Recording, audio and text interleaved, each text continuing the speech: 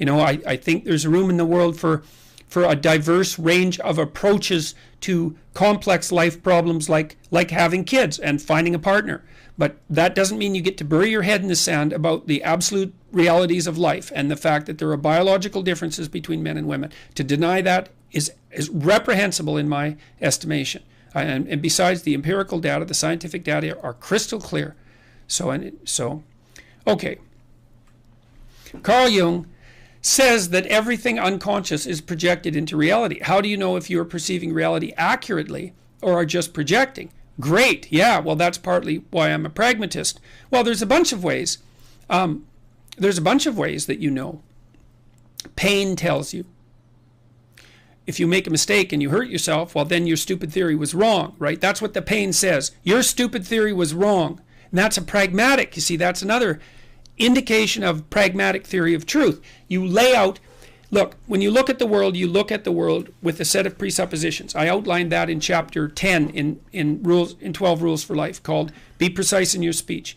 It indicates that when you look at the world, you look at it through a value structure. You can't help that because you're always aiming at something in the world, and you're always aiming at something you want, and you're trying to get it. And so that means that you look at the world through a value structure.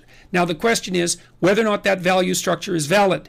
And that's a very complicated question. Okay, so how do you know if it's valid? Number one, you lay it out and you act it out. You implement it perceptually and then you act it out. And if you get what you wanted, what the theory predicted, that's another way of thinking about it, but wanted is a better way of thinking about it, then the fact that that behavioral routine and perceptual structure produced the intended result validates it as a tool for obtaining that result. And that's a form of truth. Now, it might be the only form of truth, although I'm not convinced of that completely, but it might be. It's a very complicated question. Now, how do you know if your stupid theory is wrong? Okay, A, it fails and you're hurt. Pain tells you, pragmatically, your theory was wrong. So that's why you should pay attention to your own pain, because your suffering is indication that you still have things to learn. And maybe the suffering of other people is also that. Maybe something unexpected or unpredictable happens when you're laying out your plan, and then the anomalous manifests itself, the unexpected or chaos, and then you get anxious. Well, anxiety is an indication that your arrow didn't fly to its mark, so you aimed wrong.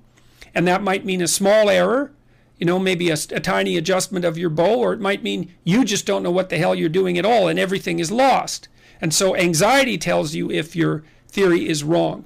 And then other people tell you that, and that's why you want to surround yourself with other people, because you distribute your cognitive resource. You distribute your problems to the cognitive resources of the social group. That's what we do when we price things, right? Everyone votes on the price of something because it's so difficult, because the price of something has to be established in relationship to the price of everything else, and that's always in flux. And so it's computationally impossible problem, and so we outsource it to the market, which is the free cognitive decision of millions of people, and that's how we determine price. And so one of the things you do to make sure that you're not any stupider than you have to be, blind, ignorant, biased, and all of that, is you surround yourself with other people and you try to treat them well enough so that they can tolerate you. And then every time that you do something stupid because one of your theories is vague or incomplete or wrong or biased, or you're willfully blind, then they slap you on the side of the head.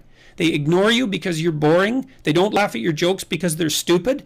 They are irritated at your actions because you're not taking your own long-term interests or the interests of other people into account. And so you have pain, you have anxiety, you have the reward of success, that's a positive indicator that your theory is okay, and then you have the reactions of everyone else.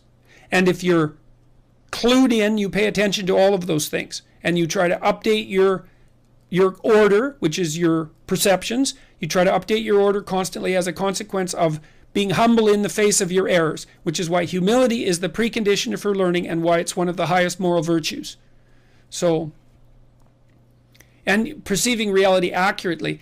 You don't really perceive reality, and you don't really perceive accurately. You perceive small portions of reality, extraordinarily limited in space and time, and accurately means well enough so that when you do what you're doing, it works. That's why I'm a pragmatist. I mean, not only, there's lots of other philosophical streams that have influenced my thought, existentialism, phenomenology, to mention two others. But the thing is, you can't perceive reality accurately because you don't know everything. So, and you're full of biases, and you're ignorant as hell. And so the best you can do is perceive small bits of reality well enough so that you can more or less get what you need in a relatively short period of time without screwing yourself up too badly in the medium to long term. That's pretty much what you've got. And that doesn't mean truth is impossible. It just means that it's very, very complicated to decide what truth is. And because the question is, what is truth for someone whose knowledge is limited? Right? Because obviously, because your knowledge is limited and you don't know everything, in some fundamental way, you're ignorant or wrong about everything. But that doesn't help because you still have to act in the world. So there are bounded truths. There are bounded truths. And so, all right. If past experiences shape us... Oh, no, I missed one. You cite a tired brain